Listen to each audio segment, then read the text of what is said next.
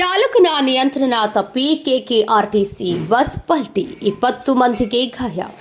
ಚಾಲಕನ ನಿಯಂತ್ರಣ ತಪ್ಪಿ ಬಸವನ ಬಾಗೇವಾಡಿ ಘಟಕದ ಬಸ್ ಪಲ್ಟಿಯಾದ ಘಟನೆ ಪಟ್ಟಣದ ಸಮೀಪ ಸಾತಿಹಾಳ ರಸ್ತೆಯ ಕ್ಯಾನಲ್ ಹತ್ತಿರದ ತಿರುವಿನಲ್ಲಿ ಸೋಮವಾರ ಸಂಜೆ 3:15 ನಡೆದಿದೆ.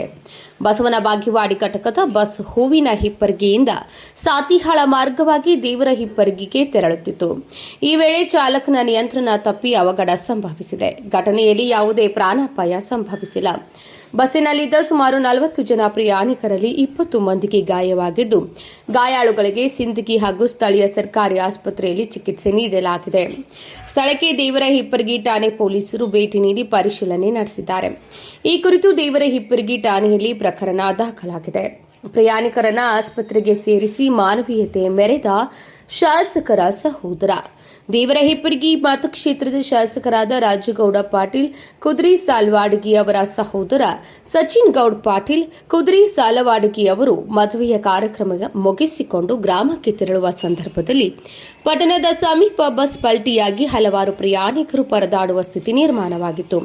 ಕೂಡಲೇ ಸ್ಥಳಕ್ಕೆ ಧಾವಿಸಿ ಪ್ರಯಾಣಿಕರನ್ನ ಸುರಕ್ಷಿತವಾಗಿ ಆಸ್ಪತ್ರೆಗೆ ಸೇರಿಸಲು ಆಂಬ್ಯುಲೆನ್ಸ್ ವ್ಯವಸ್ಥೆ ಕಲ್ಪಿಸಿ ಜಿಲ್ಲಾ ಹಾಗೂ ತಾಲೂಕು ಆರೋಗ್ಯ ಅಧಿಕಾರಿಗಳ ಜೊತೆ ಮಾತನಾಡಿ ಸಿಂದಗಿ ಹಾಗೂ ಸ್ಥಳೀಯ ಸರ್ಕಾರಿ ಆಸ್ಪತ್ರೆಗೆ ಪ್ರಯಾಣಿಕರನ್ನ ಸೇರಿಸಿ ಅವರ ಯೋಗಕ್ಷೇಮ ವಿಚಾರಿಸಿ ಮಾನವೀಯತೆ ಮೆರೆದು ಸಾರ್ವಜನಿಕರ ಮೆಚ್ಚುಗೆಗೆ ಪಾತ್ರರಾಗಿದ್ದಾರೆ. ಮೆಹಬೂಬ್ ಗುಂತ್ಕಲ್, ಸಮೃದ್ಧ ಕರ್ನಾಟಕ ನ್ಯೂಸ್, ವಿಜಯಪುರ.